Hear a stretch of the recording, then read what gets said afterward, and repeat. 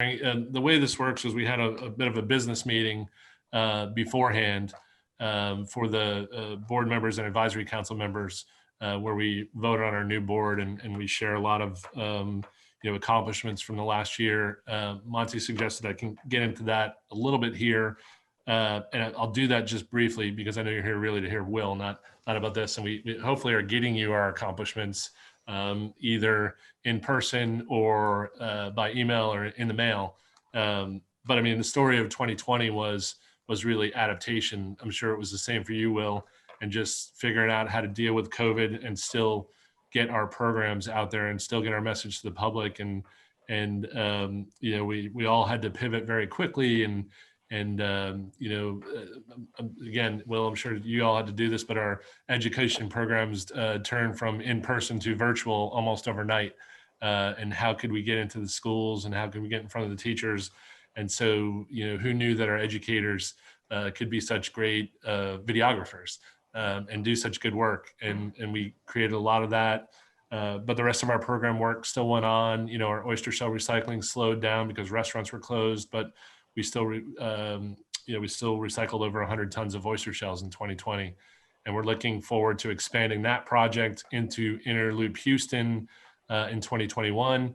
And the money that we raised this weekend with the oyster event at Tommy's Restaurant and Oyster Bar will support that program. So many things going on, and again, would love to talk to y'all individually at some point in time and let you know the plans.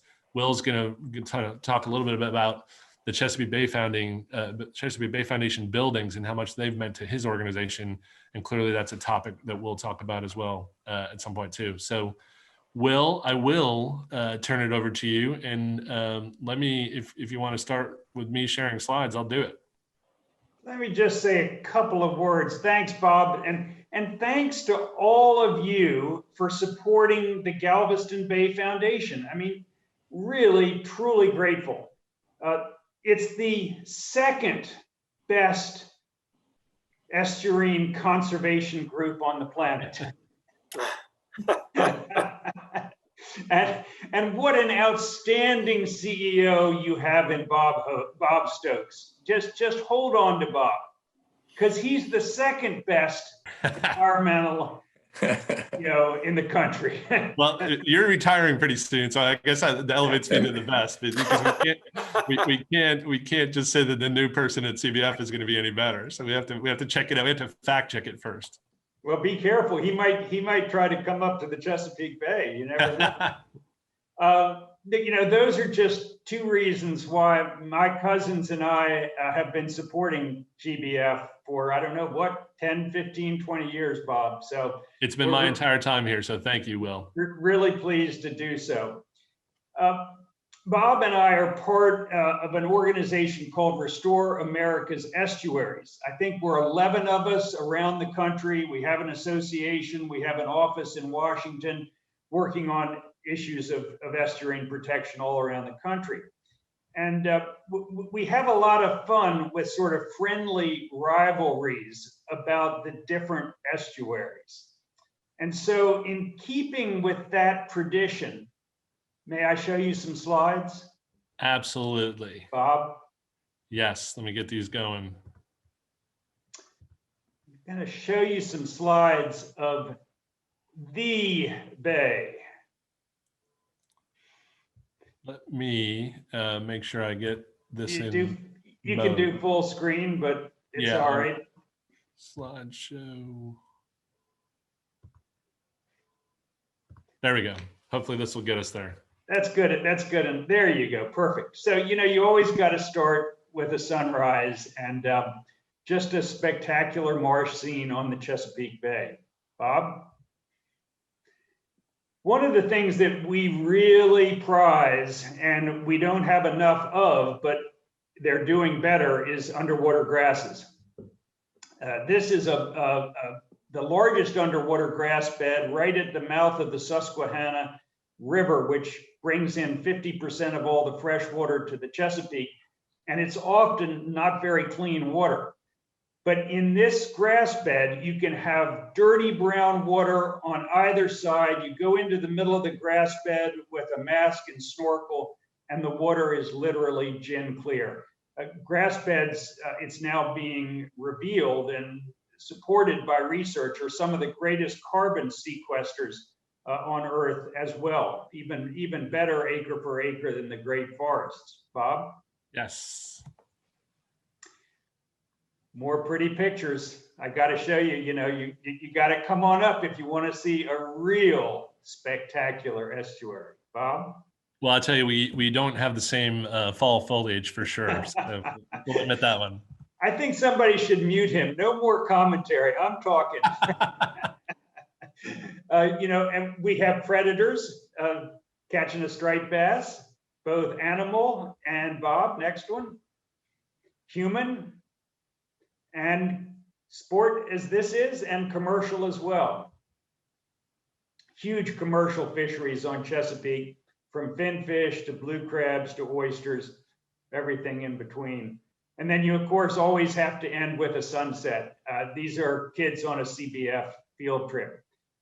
Next slide. This is a pretty picture too. This is the tidal portion of the Chesapeake Bay, and you'll see why I stress tidal. 200 miles long from the part up in the north where the Susquehanna meets the Chesapeake, down to where the Chesapeake comes into the ocean. 30 miles wide at its widest. 12,000 miles of tidal shoreline. It's an impressive body of water. Next slide. Science has taught us to do what you all are doing too, which is to think of the bay, of the estuary, not just as the tidal portion of the estuary, but as the watershed. And you can see this is a huge watershed, 64,000 square miles, 6 states, the District of Columbia right there in the middle. And I do apologize, having the District of Columbia at the center of our watershed has been a big help to restoration dollars for the Chesapeake. But you can see Lake Erie up there on the left, Cape May, Cape Hatteras on the right, Cape Cod on the right, Long Island. It's a magnificent system. And of that water coming down out of New York and Pennsylvania, the Susquehanna, mostly Pennsylvania, 50% of all the fresh water entering the bay. So all the other major rivers, including the Potomac, which is a huge watershed in and of itself, only account for what comes out of that one river. And therein lies a lot of our problems, because Pennsylvania obviously doesn't have riparian land on the Chesapeake tidal part, and yet it's a critical part of the overall health of the system. So we have, for instance, 20 people working in Harrisburg, Pennsylvania. So let's see what, there we go. So you all, I had a chance to look at some slides of your new environmental center that's in your future. I can't say more strongly how important I think it is to finish that campaign. This is our headquarters. We built it a little over 20 years ago. It was the first LEED Platinum in the building in the world. And it has been a model that's attracted a tremendous amount of publicity. It's brought people that we never could have expected to the center, from corporate board meetings to Senate subcommittees. It is the center in the region for other conservation groups to meet. And we're able to do weddings, which is a nice little cash business. Although COVID took a hit to that, we're booked years in advance, and we have a single volunteer there, and the wedding party does everything else, and we just collect a check. So it also gets people there, and with our organization's name recognition is so important. So they have a little bit of a concept of who you are when they get that direct mail piece or see a digital message online. We then built a second building. The first 20 years ago, this was finished about 10 years ago. And while the first one, our headquarters, was known at the time as the greenest building in the world, this is the Brock Center at the mouth of the bay in Virginia Beach. And its technology blows the first building away. It's the only building in the United States for which people in the building are allowed to drink treated rainwater. Neither building has a flush toilet. All the toilets are composting. Nobody has complained. We've had, as I say, important people, weddings, obviously. But this building not only has no discharge, but it also collects all the rainwater for drinking. So it uses basically zero water. And again, it has attracted politicians, corporates, conservation groups, et cetera. We have a lot of solar on headquarters, but this building also has 2 wind turbines you can see there. And we're producing, with the solar on the roof, about 80% more energy than we're using. It's going back onto the grid. And in the foreground, you can see 2 oyster barges. Those are mobile oyster barges which can go around the Commonwealth of Virginia and do oyster restoration. It's a different format than what we use in Maryland, and it's new, and it's proved so far to be very beneficial. So that's it with the buildings. I know you all have ways to go in the campaign, but I just can't emphasize enough that there are net pluses and there are some net negatives. I'll just touch on those for a second.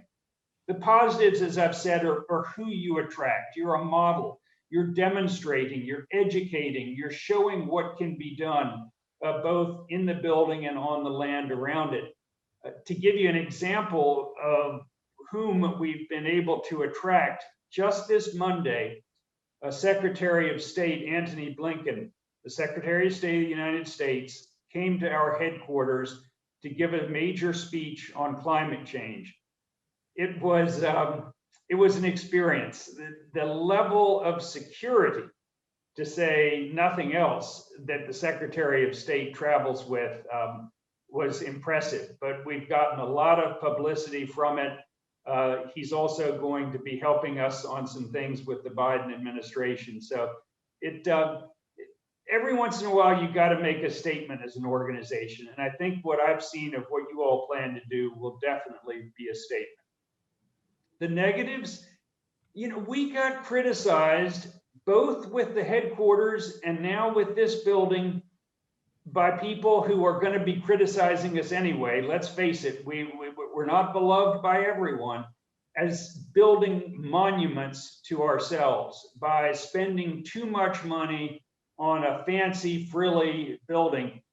Of course, when they come in, they'll see that they're anything but fancy and frilly. They're just impressive. They're big enough to have lots of visitors and lots of uses. But you will be criticized, I bet, for spending money on a building as opposed to programs. So, Bob, that's the end of the slides.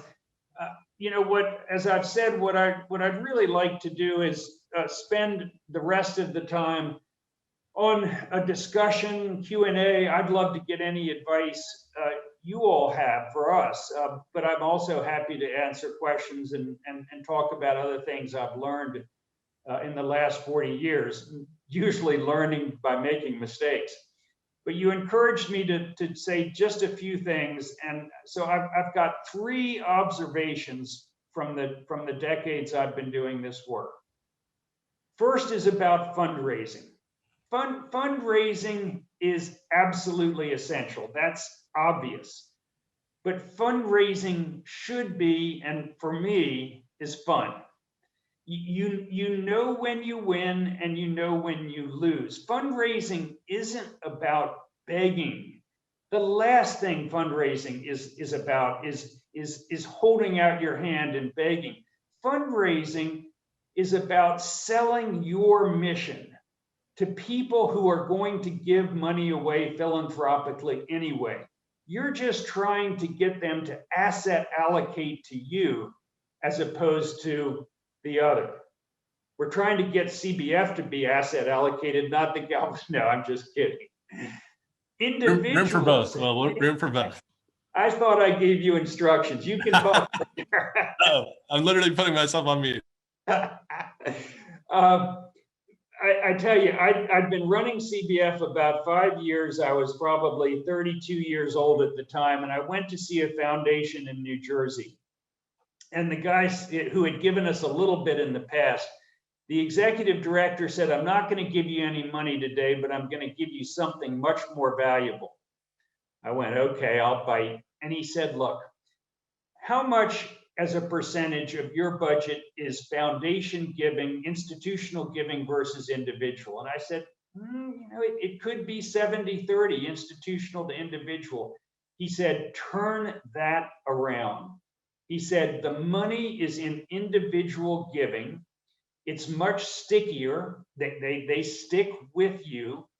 And they're much more likely to give unrestricted gifts than restricted gifts. And there's not going to be a new set of trustees who come in every so often, or a new planning session where they change their priorities and decide they no longer want to give to you. So we've accomplished that. The amount of money in this country at the individual level is astronomical, especially now. And you have to use every tool in the toolbox. I'm sure you all are doing it, but digital fundraising is so much more efficient. It's the wave of the future. Of the $6 million or so we get in gifts of $1,000 and less through our membership campaigns, over $2 million on an annual basis comes from digital. Sometimes it's fundraising, sometimes it's just getting the word out and having a donate link at the bottom. So it really is, I think, the wave of the future. And I know you all are doing it, and I just want to emphasize how important it is. Second, the report card. I had a chance to look at your report card. We got ours started about 23 years ago. I do think we were the first, and a lot of others are doing it. We all do them somewhat differently, but they're so important to give your constituent base a regular snapshot based on the criteria you all put an emphasis on, and report back. So I think institutions like ours, who are very transparent in what we're trying to achieve and how we're doing, get a lot of credit, because many other who are raising money out there are much more opaque. Last thing, it's the existential threat, climate change. The good news, if there is any, is the fact that a healthy estuary is the best line of defense for coastal areas against the impacts of climate change. And the other part of the good news is that all the strategies we employ to help improve the estuary also have benefits in addressing climate change. But the threat is huge. National Geographic estimates in the Chesapeake Bay watershed, just the tidal portion, that over 3 million homes will be underwater by the year 2100, a little less than 80 years from now, if the trajectory continues. And the other part of the bad news is that everything about climate change makes saving the estuary, improving the estuary, more difficult. More intense storms obviously wash more polluted runoff in, erode more land, damage more wetlands. But the most simple way to think about it, warm water holds less dissolved oxygen. And while that may not be as big an issue now for you, I predict it may well be in the future. And it's certainly the systemic problem in Chesapeake Bay that the reduction of nitrogen and phosphorus is trying to improve. So that's pretty much it. I'm a hopeless optimist. You can't do this work. You can't beat your head against a brick wall unless you think you're going to make some progress. And I think you all have, I think we have made progress. Last thing, I love the scale of the work Bob and his team do, my team and I do, and what all of you all are part of. It's big enough to be important. We all have egos. We want to work on important stuff. It's big enough to be important, but it's small enough to think that we can make a real difference in our lifetimes. There's not much else like that around. So thank you again. And Bob, I turn it back to you. You can talk now and you can have the floor. And if there are questions, I'm happy to answer. Well, thank you, Will. I intend to certainly share the floor. You're still the featured speaker here. I do want to comment on a couple things in terms of inspiration. I think maybe not everybody knows this, but I mean, the Galveston Bay Foundation itself was patterned after the Chesapeake Bay Foundation. I know you all were formed initially in the 1960s, and we were in 1987. And our early board members looked to you for inspiration and literally named us essentially after you.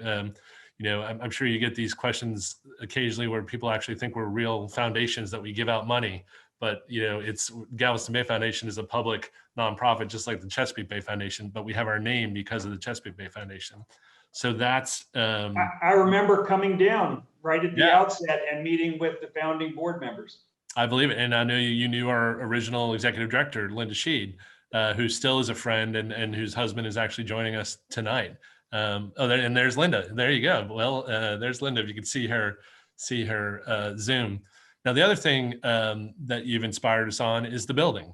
I can't claim to have come up with this awesome idea myself. I came up with it because I got to visit both the Merrell Center and the Brock Center.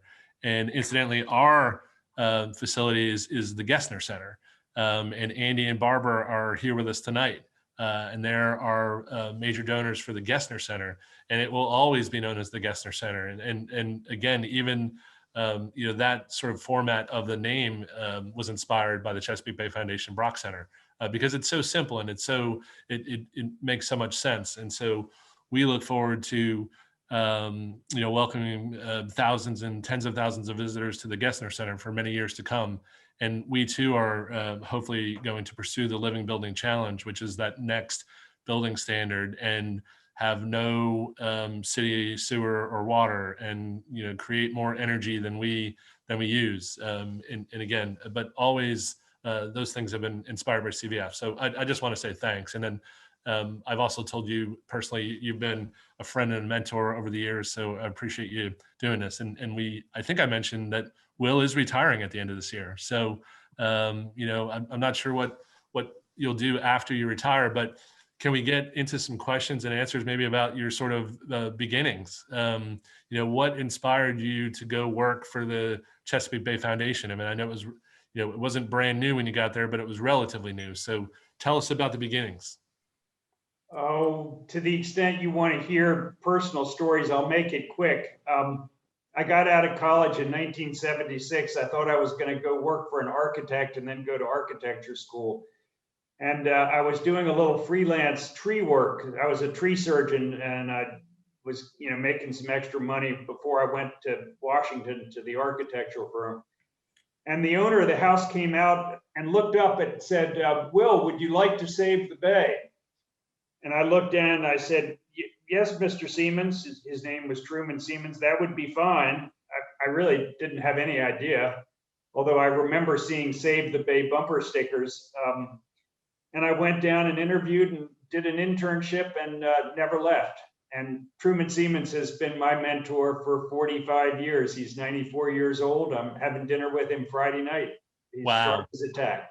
Was he a board member or was he a staff member at that point in time? He was a board member then, and has been on and off the board, emeritus, and various different forms. The way you keep people involved when they're active, and he's been a huge rainmaker for CBF. Well, it's fabulous. Well, I mean, talk about sort of developing the organization, because I mean, I feel like we're probably about 20 years behind y'all, and we're trying to make that next step. CBF in 1982, when you took over, was not the same organization it is today. Just generally, how did you get there? Tell us that story. It's just basic. You hire good people and do the best job you can to stay out of their way. At least that was my strategy, because you always try to hire people smarter than you are. And as I think I said to you, Bob, literally just as I was pushing the Zoom call on tonight, Senator Mark Warner, U.S. Senator from Virginia, called me to congratulate me on my retirement and asked me what I was going to do next. And I kept trying to get him off the line.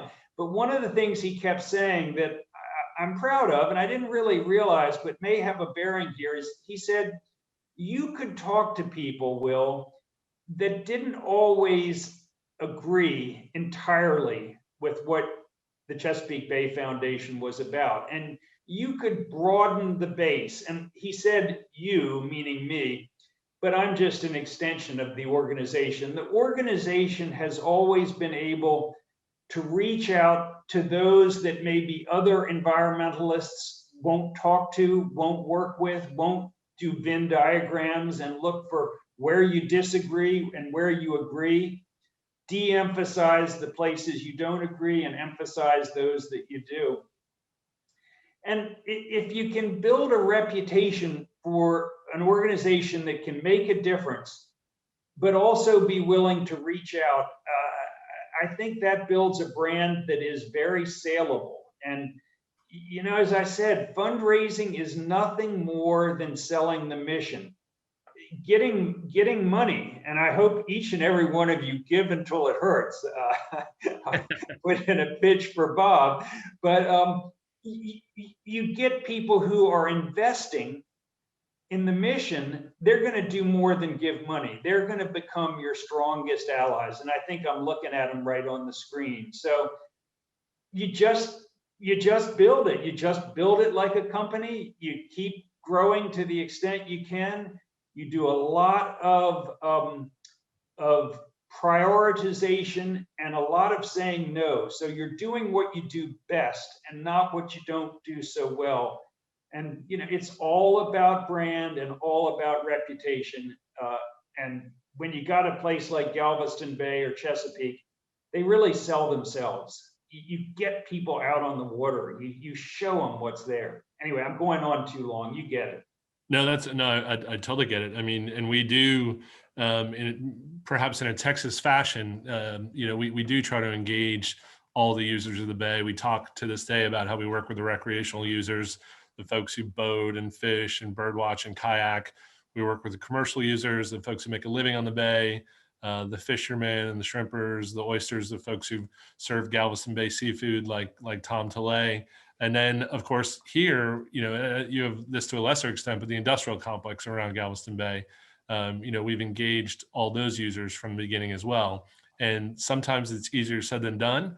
But we work, we try to, advance the long-term health of the Bay in that process. So that's definitely, our way of being a convener as well. So, you all have been hugely successful in engaging the public, both in the number of donors and members and students that you see.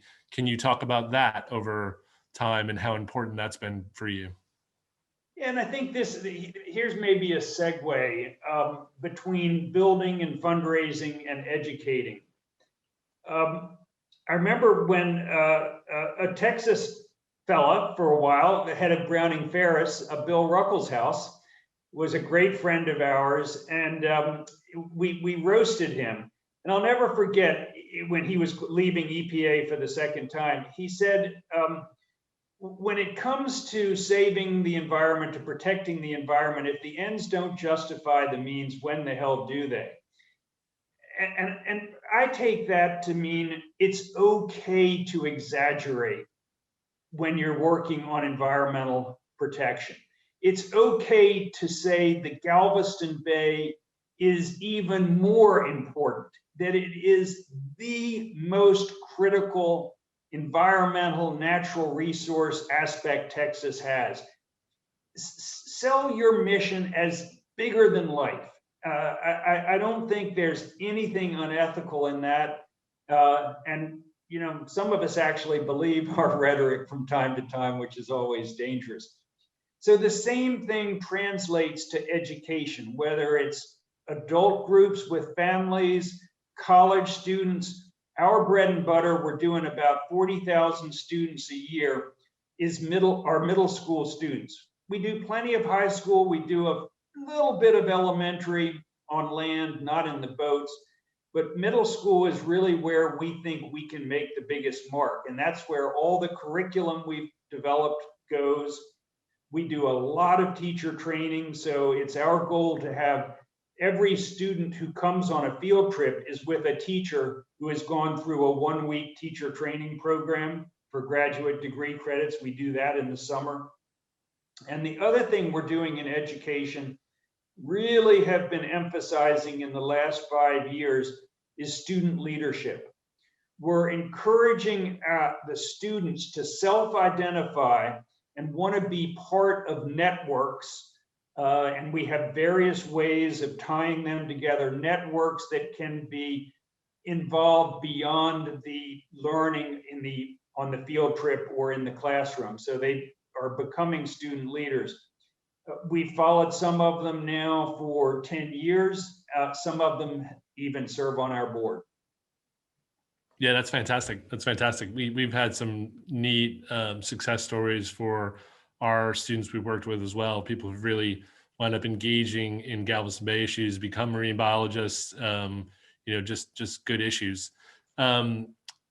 Tell me again, maybe perhaps about the importance of the Merrell Center originally. You know, I used to talk to one of your former colleagues, Kim Coble, about it, and she mentioned how, you know, in the early 90s or maybe 80s, y'all had a couple offices in downtown Annapolis, but it wasn't until you sort of staked that claim on the bay that you really, you know, established more of a permanence and a reputation. Do you recall it that way as well? I mean, tell me what that building, what the Merrell Center meant to you.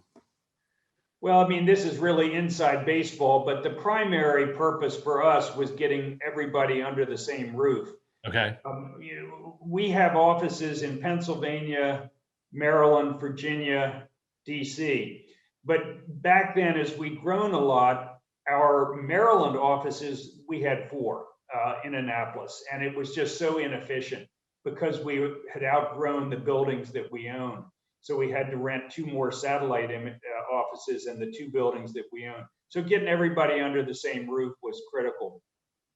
But being right on the bay, it was interesting. We looked at a lot of different properties, and a community that had an old inn, which went back decades, and the family could no longer keep it up, asked us if we would look at the property. It was under threat of mega development. They were talking about dredging out a wetland and trying to build a marina and putting mixed use, residential, commercial, et cetera. So the community that surrounds it asked us to come in and see if we could acquire it.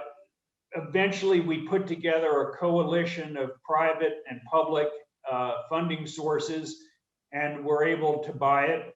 And the community has been a real ally of ours. But being right on the water, it just that you can't compare to being in even a little town like Annapolis, an office building and in a conference room, when you're not looking out on the resource. Now, we did get criticized. The property is about 27 acres. Largely wooded, but the old inn, which was literally falling down, was right by the water. And as you saw in the picture, we are right by the water. We were advised to build on the footprint of that building, and then to try to make the building as invisible to the Chesapeake as we could. So we collect all the rainwater, the little bit of porous surfaces that are gravel on the driveway and parking lot, the parking needs that don't fit under the building.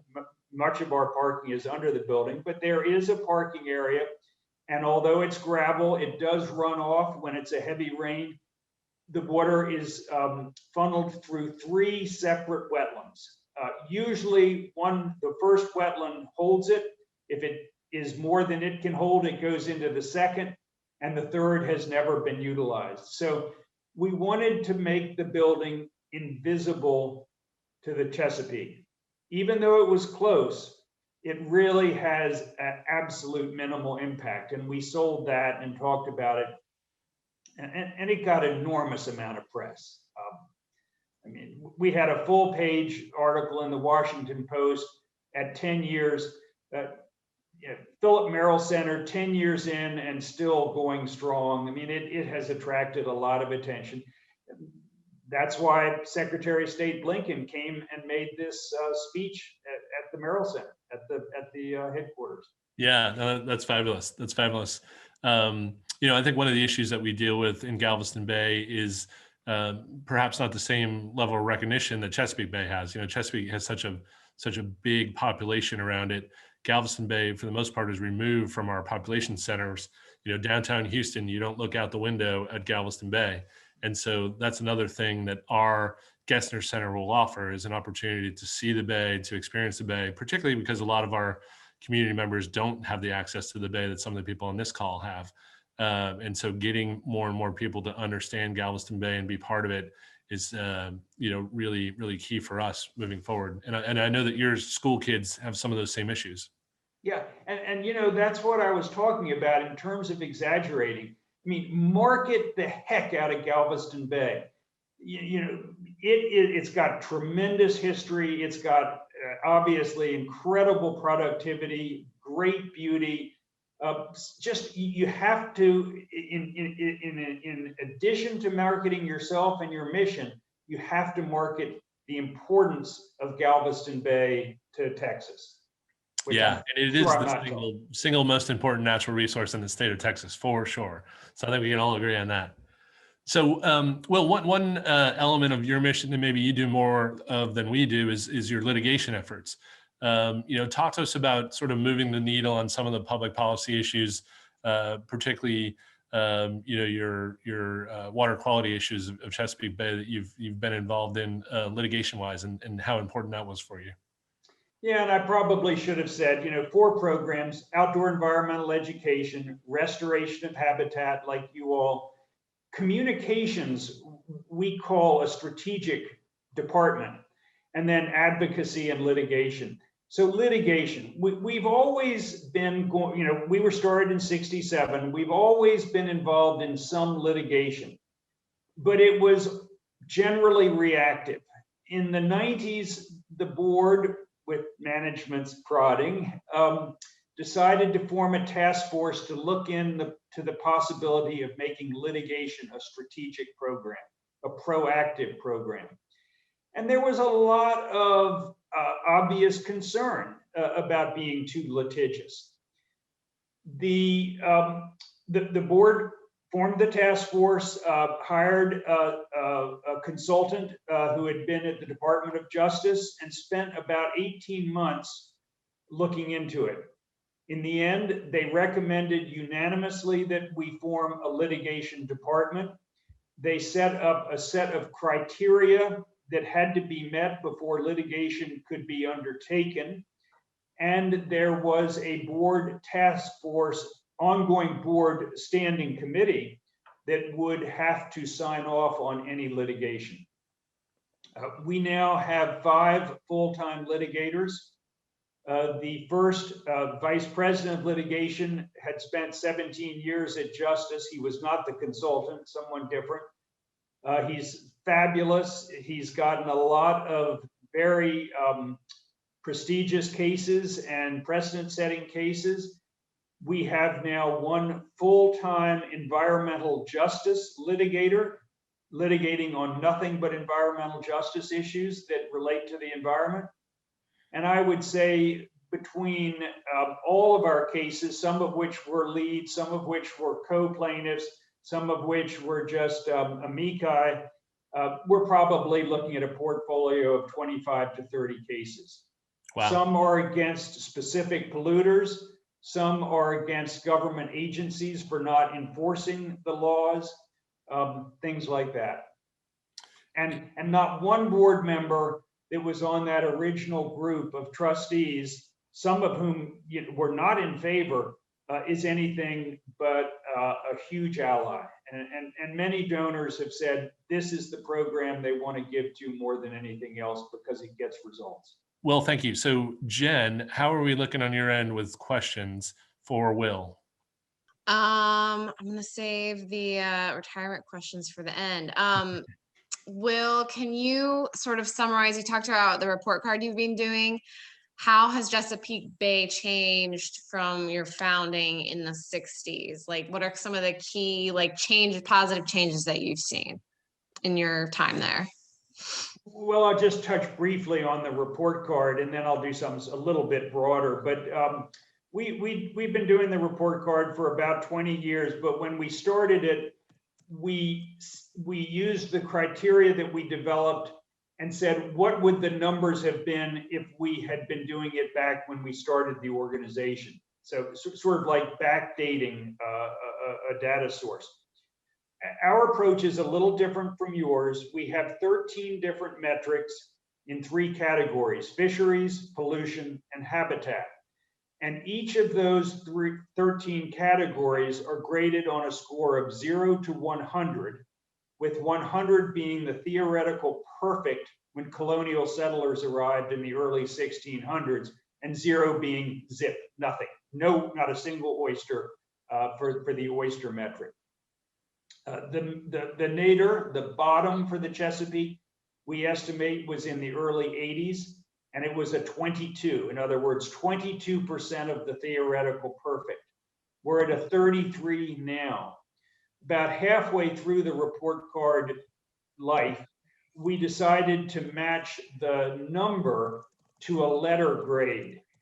The best we got was a C-, which was a 34. Remember, I said we're a 33, so that was right at the bottom of the range of the C- category.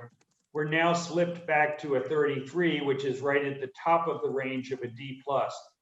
And we do it every 2 years, and we are blown away by the overwhelming media coverage every time we do it. And there are 2 other report cards on the Chesapeake Bay. One is done by the government and one's done by the University of Maryland. And yet ours still gets more coverage than any, and we're the toughest grader.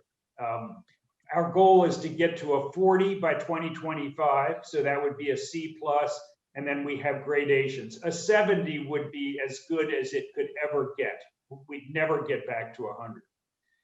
So that's the report card, and I was going to extend it to something else, but I can't remember what the question was now. The difference is the biggest contribution the organization has made is that saving Chesapeake Bay is still something every politician runs on, every media outlet covers, every school is involved with. It's one of the few issues that has survived in the forefront of people's consciousness for decades. And that's one where I'll brag a little bit. I don't think that would have happened had it not been for the Chesapeake Bay Foundation.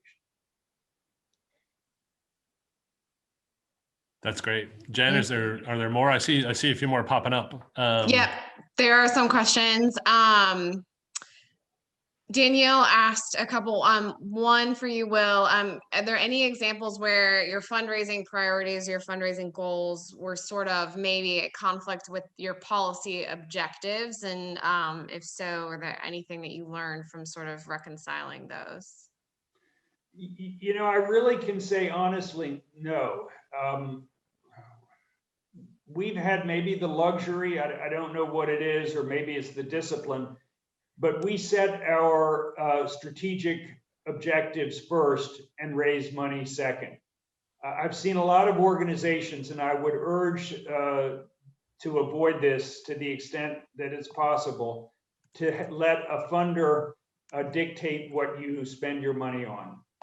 It's not good for morale for any aspect of the organization unless it's, you know, just slightly on the edge of your main objective. But we really try to have fundraising be subservient to plan. Okay. And then While Lori, you're looking, our one- board chair, Yeah. asked a more practical question about strategic planning and how that process works with CBF and your board. So it's funny, had an executive committee meeting of the board today, and they were looking at our FY22 plan. We're on a July 1, June 30th fiscal year. Management really controls the strategic planning on a year-to-year basis. The board is certainly engaged and involved and never hesitate to talk, but they really look to management to set the direction and the objectives. And we do almost exclusively one-year planning. Now, for instance, the plan for our FY22 starting July 1, 2021 was begun last fall. So we've been working on it, and we really finished it by about Christmas time. And then the vice presidents take that plan and begin working with their staffs to build their work plans, their more detailed work plans for the year that starts July 1. Our strategic plan is 2 pages, sometimes 3. And it's at a very high level. To be honest, it doesn't change dramatically from year to year, but it does change. It does adapt. And we try to drop things, which is the hardest part of planning, as well as add things. Yeah, I mean, that's sort of our philosophy on the strategic planning too, is to keep it fairly general, to allow staff to implement the mission, and to be flexible if we need to move, rather than having to redo a strategic plan. We're able to move. So I mean, I think we try to keep it high level too, although you know, there's lots of different styles. I'm going to combine a couple of similar questions into one question for you, Will, and then maybe we'll have time for one more after that.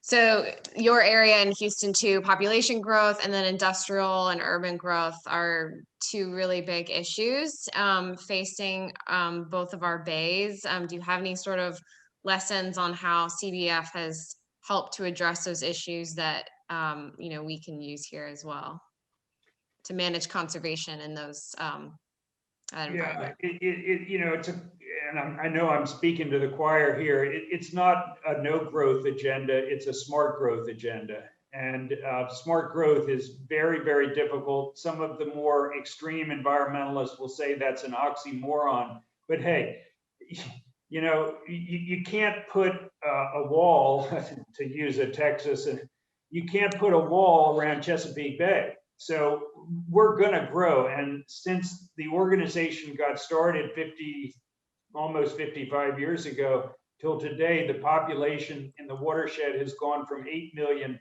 to nearly 20 million. So growth is inevitable. And you got to manage it. You got to do the best you can. The trouble is growth so often, how a community grows is so often at the smallest form of government. And that's probably as difficult for you all as it is for us. It's a lot easier for us to lobby for federal policy, second to lobby for state policy. But when you get down to individual counties, we just don't have enough staff to really get into the comprehensive plans of all the different counties or even critical counties. So you look, for us, it's looking for state policies and guidelines that can try to protect the most important areas and direct growth and infrastructure to those areas which make sense. But it's the gnarliest of all of our challenges. It's really difficult. Thank you. I know we only have a couple minutes, so we have some other questions from board members, but maybe there's an opportunity for us to ask some questions another time or get some of your input after this. But multiple people want to know what your retirement plans are. What are you going to do next? Yeah, I gave the board a year's notice. They have a full-blown search committee. I've got so much I need to do between now and the end of December that I am not thinking a whole heck of a lot about it. I've got a yellow pad. I'm writing down ideas. I know that I want to try to do something, make some sort of contribution on climate change. I truly do believe it's the existential threat to this planet. I mean, it's when you look at what we've experienced just in this country, when you look at what a meter of sea level rise will do to population dynamics in the world, and I'm going to get my numbers wrong, 300 million refugees in Southeast Asia alone, or 30 million. God, that's so bad not to have it. A huge amount of refugees from a 1 meter sea level rise in Southeast Asia that the Department of Defense in this country is saying will be a major destabilizing force in terms of geopolitical issues. So I want to do something on climate change. I don't know what it'll be. I'm not going to work 12 hours a day anymore. I'm going to try to sail my boat a little bit more. But I'll do, if my father were still alive, he'd say, "Now, Willie boy, can you get a real job?" Well, that's fabulous. Well, again, thank you so much. We are at an hour here and want to be respectful of your time. Just appreciate the conversation. I look forward to staying in touch. Look forward to hearing more about what you finish up this year. And I also look forward to telling you about the successful completion of the Gessner Center for the Galveston Bay Foundation, because again, you've been a great inspiration for us, and we're just really excited about the future. So I think that's going to be it then. I know we might have missed a question or two, and like Jen said, I know if there's some questions we didn't get answered, I'm sure will entertain an email response if I send him some questions. But thank you. Really appreciate it. You've done such a great job there and been such an inspiration for all of us. So yeah, definitely a round of virtual applause here. So. Well, I'm not going to give you the last word, Bob. I'll put myself on mute. Thanks to all of you, really sincerely. Texas is very important to me and to my family. So thank you for what you are doing. And if I might be so bold as to repeat, you've got one heck of a winner, a respected national conservationist in Bob Stokes. Hold on to him. He's doing an incredible job, and we're really proud to be colleagues. So thank you all. Good night, and ask me back again. Thanks again, Will. All right. We'll talk soon. Thank you all. Bye-bye.